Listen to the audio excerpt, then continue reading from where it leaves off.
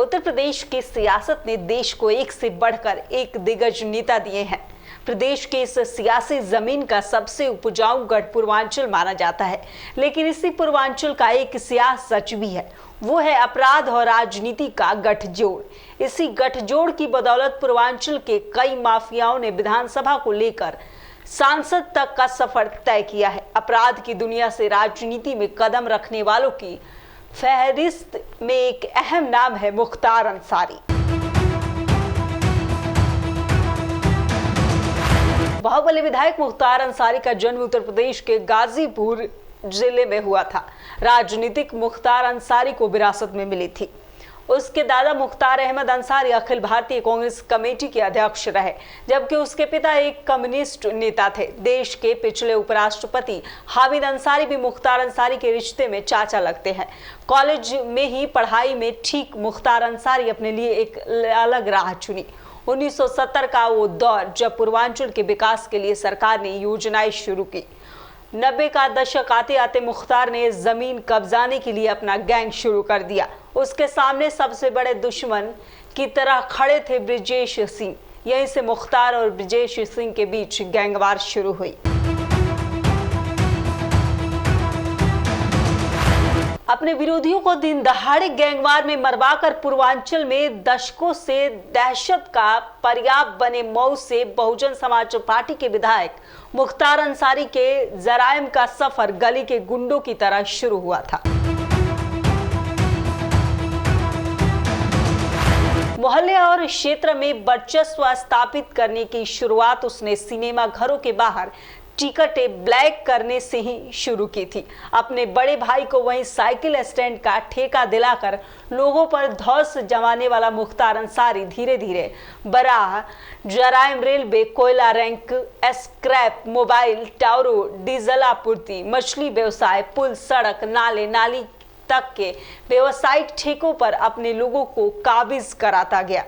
दहशत का आलम यह है कि पूर्वांचल में बड़ी बड़ी परियोजनाओं का ठेका लेने से देसी विदेशी कंपनियों ने भी किराना कर लिया। काम हमारा रूटीन का है, गाड़ी में चलाने का, कहीं कोई दिक्कत नहीं थी, आराम से लेके आ गए थे, सकुशल दाखिल कर दिया है। कहीं पे भी कोई स्टॉपेज आप लोगों ने नहीं लिया? नहीं, कोई जरूरत महसूस नहीं थी। एकदम हम लोग मानसिक रूप से तैयार थे, उच्च अधिकारियों के निर्देश थे, लेके हमने लाके दाखिल कर दिया। कोई पूरा जो है आपने घेरा। क्रिकेट का अच्छा खिलाड़ी रहा मुख्तार अंसारी, जमींदार घराने का भले ही रहा, मगर पैसों और वर्चस्व के लिए उसने अपराध की दुनिया में कदम रखा।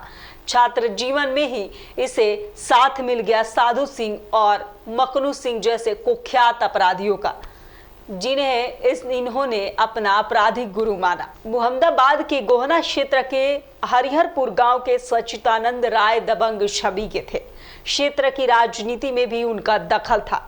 इधर नगर पालिका के चेयरमैन रह चुके कम्युनिस्ट नेता मुख्तार अंसारी के वालिद सुबानुल्लाह अंसारी के राजनीतिक विरोधी भी थे।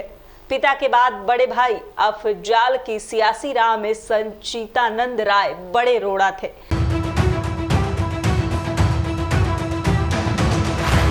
साल 1988 में उनकी दिन दहाड़े निर्ममता पूर्वक हत्या कर दी गई। हत्या में पहली बार अंसारी बंधुओं का नाम सामने आया। सच्चिदानंद राय की हत्या ने इनके आपराधिक वर्चस्व की शुरुआत कर दी।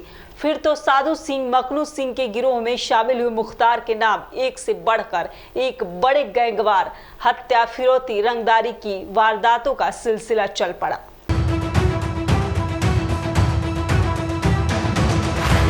त्रिभुवन सिंह और ब्रिजेश सिंह के गिरोह से मुख्तार अंसारी की टकराहट में पूर्वांचल की धरती पर कई बार लाल हुई। मऊ दंगा, भाजपा विधायक कृष्णानंद राय समेत 7 लोगों की हत्या के बाद इसके दहशत की गूंज देश में सुनाई देने लगी, मगर तत्कालीन सरकारों की वोट बैंक की राजनीति के चलते इसे मिलने वाली राजनीतिक संरक्षण ने जेल में भी इसे ठाठ की जिंदगी मुहैया कराई और वहीं से गिरोह का संचालन करता रहा।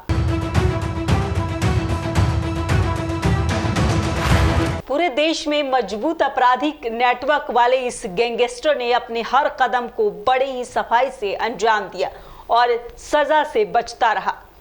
रासुका, मकोका गैंगस्टर गुंडा एक्ट जैसे में कानूनों में पाबंद रह चुके मुख्तार अंसारी पर 52 मुकदमे दर्ज हैं। इतने मुकदमे सिर पर लिए ये नेता 14 साल से जेल में बंद है, लेकिन पूर्वांचल की राजनीति में इसका सिक्का लगातार कायम है।